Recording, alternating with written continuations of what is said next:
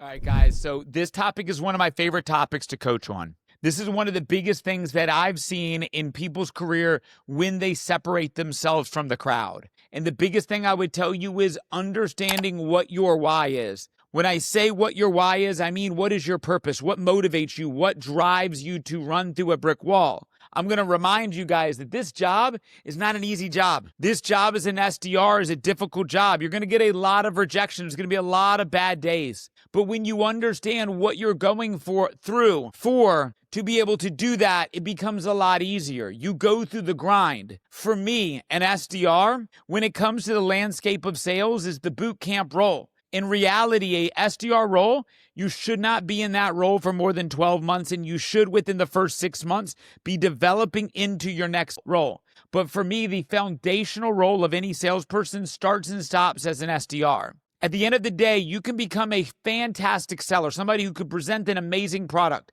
But if you don't have customers to sell and you don't know how to go get customers to be able to present, who cares how good of a presenter you are if you can't get customers? So in most organizations, they have SDRs who are going to ultimately set the table for the AEs to be able to present and close deals. But why depend on an SDR to go set the table when you can go get the food yourself? So for me, why I love to teach every single person who has a goal to become an SDR first, or goal to become an AE first, to be an amazing SDR, so that you always are in control of your own destiny.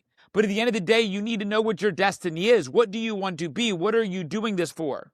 In my opinion, the wrong answer for this is money. If you're doing this for money, then I tend to think that candle will burn quickly. I tend to think that you will burn out in this role quickly when you're doing it for money. Now, let me be clear. If you don't have a major education like a guy like me, if you weren't great in school like a guy like me, sales can be an automatic, fantastic vehicle for you to make a great career for yourself and make a ton of money. For me, at the age of 21, in my first real sales job doing collections for a company called Capital One, I was making 2 times the amount of money than my mom ever made in her career as a teacher. And my mom had a master's degree and had taught for over 25 years, and I was making twice as much because I excelled in the art of sales. Now, I've gotten significantly better over that, but my motivation never changed, and I've always been driven by growth. I've always been driven by learning more. Guys, I look for people when I recruit salespeople, I look for people who are passionate about learning and who are passionate about developing. My whole business sector of Spinwheel has developed around the development, coaching, and mentoring of young salespeople, teaching and developing them to become future leaders inside of my business and throughout industry. I love the fact that we have over a dozen executives who were homegrown, started with me as SDRs, and sit in an executive role. That drives me. But when I was a rep, I was motivated to be, every time a promotion came up, my name needed to be the first one on that list. So growth was always the number one thing for me, wanting to take advantage of every opportunity that came my way.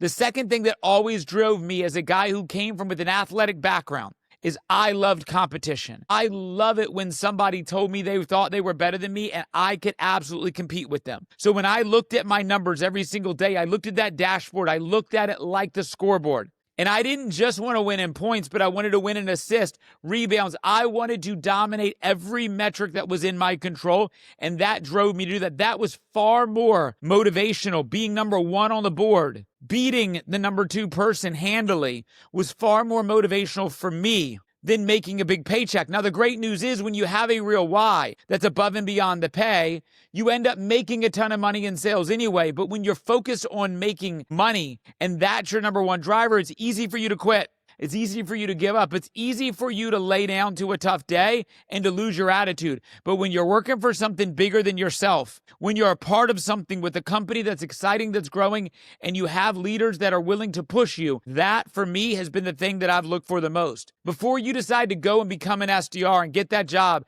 I need you to ask yourself, what is my why? What is the real reason why I do this? If I got this goal, would it change my goal? If your goal is to make $1 million, if you made $1 million, would you stop or would you keep pushing?